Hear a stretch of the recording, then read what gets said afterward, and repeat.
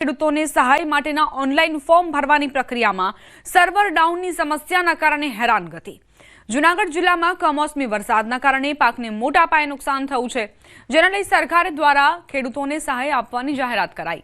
સહાયના online form ભરવાની પ્રક્રિયા ગ્રામ પંચાયત કચેરી ખાતે શરૂ થતા ખેડૂતો મોટી સંખ્યામાં ઉમટી પડ્યા, પરંતુ ઓનલાઈન ફોર્મ ભરવાની સિસ્ટમમાં ખામી અને સર્વર ડાઉનની સમસ્યા થતા ખેડૂતોને બે દિવસો સુધી લાઈનમાં ઊભા રહેવું પડે છે। 3 દિવસથી અહીંયા બેઠો હતો ઓફિસની અંદર। હવે એ સર્વર ડાઉન થાય તો એમાં કરે હું હોય એ બિચારા એમને અહીંયા આંગળા દબાવ્યા કરે કે ભાઈ નથી હાલતું। હવે પણ આ સરકારને ખરેખર કરવાની જરૂર જ નથી।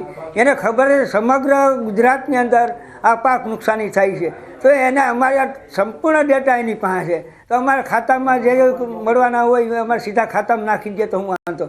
અત્યારે હું તમને કહું અમારી પરિસ્થિતિ એવી છે, અમે સહાયની રાહ જોઈને બેઠા છીએ। તો અમે અહીંયા કાલના બેઠા છીએ તો અમારું સર્વર ડાઉન જ છે, હાલતું જ નથી। તો અમે કાલે આવ્યા હતા, લાઈનમાં ઊભા હતા, આજે આવ્યા હતા, હજી ચાલુ નથી થયું। તો એના માટે શું કરવું અમારે? તો સરકારને બધી ખબર જ છે, ડેટાની બધી ખેડૂતોની કે કેટલા વીઘા એની પાસે જમીન છે, શું છે શું નહીં એમ। તો બધા ડાયરેક્ટ સીધા ખાતામાં નાખી દઈએ તો એમાં તકલીફ શું છે સરકારની? આ સર્વર ડાઉનની સમસ્યાના કારણે કામગીરી ખૂબ ધીમી ચાલી રહી છે। દિવસભર બેસીને પણ માત્ર 5-6 અરજીઓ જ અપલોડ થઈ શકે છે। જો આ રીતે કામ ચાલશે તો ઘણા ખેડૂતો સહાયથી વંચિત રહી જવાનો ડર છે। આથી ખેડૂતો અને સરપંચ દ્વારા સર્વર સતત ચાલુ રહે તેવી સરકાર પાસે માંગ કરાઈ છે।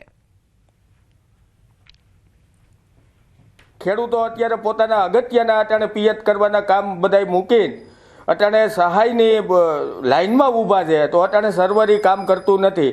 તો ખરેખર સરકારશ્રીએ એ સર્વર ડાઉન છે એના માટેના થોડાક ખેડૂત પ્રત્યેનું સારું વલણ અપનાવીને એના ખરેખર જે ઉપાય થાય એ ઉપાય શોધીને એ ઝડપથી કાર્યવાહી થાય એવા પ્રયત્ન કરવા જોઈએ। સમગ્ર મામલે જૂનાગઢ જિલ્લા ખેતીવાડી અધિકારી દ્વારા સ્પષ્ટતા કરવામાં આવી હતી કે અરજીઓ સ્વીકારવાની પ્રક્રિયા પોર્ટલ મારફતે ચાલુ છે। અરજીઓની કામગીરી કુલ 15 દિવસ સુધી ચાલવાની છે, તેથી ખેડૂતોને લાઇનમાં ઊભા રહેવાની કોઈ જરૂર નથી।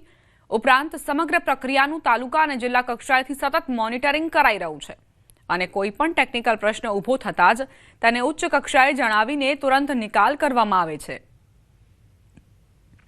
તમારા તાલુકા કક્ષાએથી અત્રેથી અમે એનું સતત મોનિટરિંગ કરતા રહ્યા છીએ। ક્યાંય કોઈ પ્રશ્ન આવે તો તરત અમે એને ઉપર પણ મોકલી આપીએ છીએ।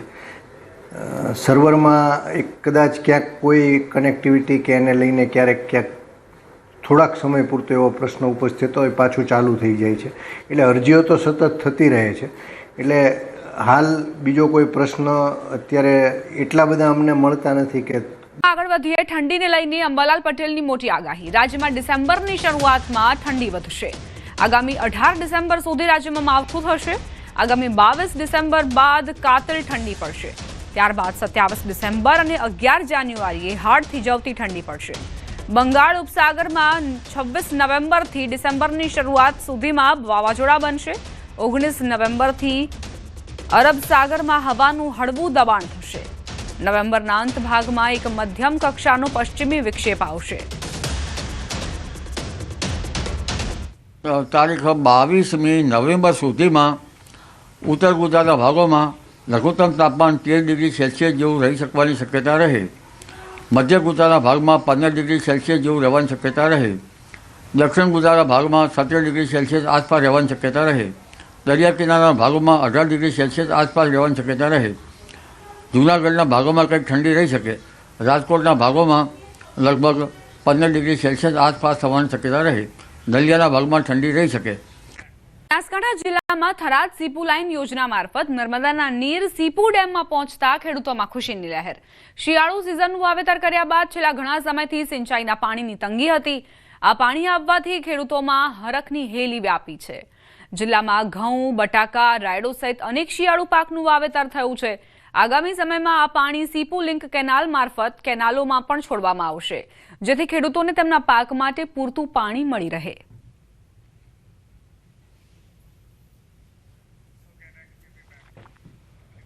વાવ થરાદ જિલ્લાના મુખ્ય મથક થરાદ સંઘ ખાતે ખાતર માટે ખેડૂતોની લાંબી કતારો.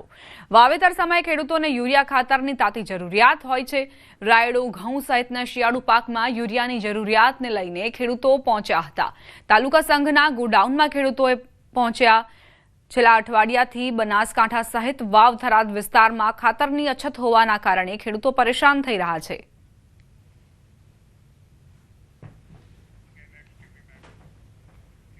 પાટણમાં શિયાળુ વાવેતર સમયે ખાતરની અછત જોવા મળતા ખેડૂતો મુશ્કેલીમાં મુકાયા.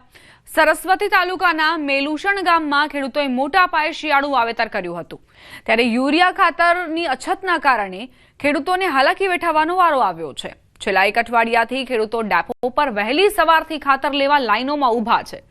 છતાં પણ તેમને પૂરતા પ્રમાણમાં ખાતર નથી મળતું.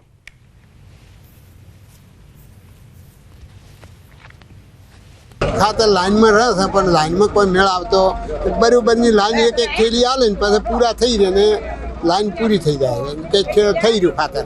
આ રીતે તકલીફો છે. મારે હાલ 15 બોરીની જરૂર છે પણ નથી મેળ આવતો. એરડા, રાયડું, એરડા અને ઘઉં. હાલની શિયાળુ સિઝનમાં ઘઉં, એરંડા, રાયડો તેમજ તમાકુ સહિતના મુખ્ય પાકોનું મોટા પ્રમાણમાં વાવેતર થઈ રહ્યું છે. પરંતુ રવિ પાકોમાં યુરિયા ખાતરની તાતી જરૂરિયાત સામે ખાતરની અછત સર્જાતા ખેડૂતો ચિંતિત બન્યા છે. 1 વીઘાના વાવેતરમાં 3 થી 4 યુરિયા ખાતરની જરૂરિયાત સામે ખેડૂતોને કલાકો સુધી લાઈનોમાં ઊભા રહેવાની ફરજ પડી છે. માત્ર 1 યુરિયા ખાતરની થેલીથી સંતોષ માનવાનો વારો આવે છે. તાત્કાલિક ધોરણે પૂરતા પ્રમાણમાં યુરિયા ખાતરનો જથ્થો ઉપલબ્ધ કરાવવામાં આવે તેવી ખેડૂતોની માંગ છે. ખાતર જોઈએ છે, ખાતર મળતું નથી અમને બરાબર. આખો દિવસ આવીને અમે સવારમાં 6 વાગે આવીને ઊભા રહે છે લાઈનમાં. એક થેલી મળે છે અને થેલી આપવાનો ટાઈમ થાય, મારો નંબર આપવાનો થાય નહીં, ખાતર પણ થઈ રહે છે બરાબર છે. ફેર પાછા આવીને જતા રહીએ, આવું થાય છે પોઝિશન. ધવલ પટેલે 2 ધારાસભ્ય પર કર્યા પ્રહાર. ચૈતર વસાવા અને અનંત પટેલ પર નિશાન સાધ્યું. આદિવાસીઓને ગેરમાર્ગે દોરે છે તેવું નિવેદન તેમણે આપ્યું. આદિવાસીઓ હિંસા પર ઉતરે તેવા પ્રયાસો કરે છે. આદિવાસી સમાજ ક્યારેય ગેરમાર્ગે નહીં દોરાય. સાંસદ ધવલ પટેલના આ નિવેદન અને આકરા પ્રહાર 2 ધારાસભ્યોને તેમણે ઘેર્યા છે. તેમનું કહેવું છે કે ચૈતર વસાવા અને અનંત પટેલ જેઓ આદિવાસીઓને ગેરમાર્ગે દોરે છે. આદિવાસીઓ હિંસા પર ઉતરે તેવા પ્રયાસો કરે છે. આદિવાસી સમાજ ક્યારેય ગેરમાર્ગે નહીં દોરાય તેવી પણ તેમણે વાત કરી. અરાજકતા ફેલાવવા માટે ચૈતર વસાવા અને કોંગ્રેસના વાંસદાના ધારાસભ્ય નેત્રંગ ખાતે જે સભા કરી હતી, આદિવાસીઓને ગેરમાર્ગે દોરવાનો પૂરો પ્રયાસ કર્યો અને આદિવાસીઓ હિંસા પર ઉતરે, નેપાળવાડી કરે એવા બધા અમારા આદિવાસી સમાજને ગેરમાર્ગે દોરવાનું કામ કર્યું. લોકસભાની ચૂંટણીમાં ભરૂચથી ચૈતર વસાવા અને વલસાડથી કોંગ્રેસના ધારાસભ્ય મારી સામે હારી ગયા. એનાથી નાસીપાસ થઈને અલગ અલગ આવા પ્રોપોગેન્ડા કરે છે. પંચમહાલથી હાલોલમાં વીજ વિભાગની ઘોર બેદરકારી સામે આવી. ટાઢોડિયાના ખેડૂતને 50,000નું બિલ ફટકાર્યું. બિલ જોઈને ખેડૂતના પગ નીચેથી જમીન ખસી ગઈ. નવા મીટરને માત્ર 15 દિવસનો સમય થયો હતો.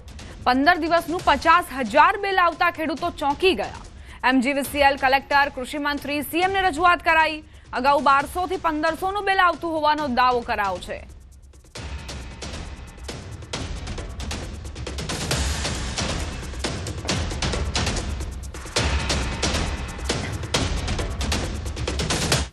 વિદ્યુત બોર્ડમાં મારું મીટર બદલી ગયો. મીટર બદલ્યા બાદ મારા મીટરના ને નવું સ્માર્ટ મીટર નાખવામાં આવ્યું હતું. તે સ્માર્ટ મીટર નાખવામાં આવ્યું એની મેં 15 દિવસમાં 50,000નું મને લાઇટ બિલ મેસેજ મોકલવામાં આવ્યો. મેસેજ મોકલ્યો એટલે અમે મુખ્યમંત્રીને બી રજૂઆત કરી, કલેક્ટરને બી રજૂઆત કરી, તમામ અધિકારીઓને રજૂઆત કરી છે.